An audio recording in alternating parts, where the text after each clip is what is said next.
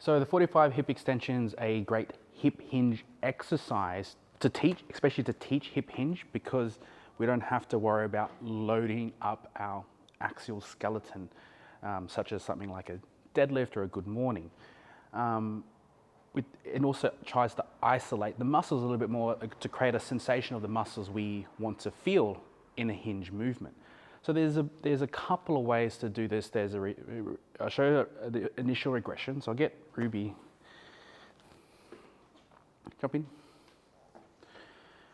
So with this exercise, the goal is to try and maintain a neutral spine position the entire time, whilst trying to maintain a neutral pelvis position.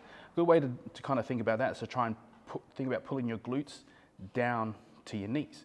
And that kind of orientates that position. Next, we're trying to prevent compensation of the lumbar into extension, which is something like that. Okay? We only want the hips to do the work.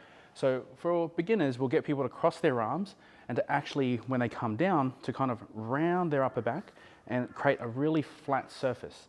We're going to hold the brace with our abs and then pull up to the point where we can't extend any further, but only with the glutes. We don't want to start compensating into extension. Right? All extension needs to come from the glutes. We only need to feel it there. So she'll come down, lengthen, get stretch in the hamstring, keep the core down, come up, and extend as far as you can without compensating here. Again, pulling glutes to hamstrings to really hold that hip position and really feel the glutes. Good.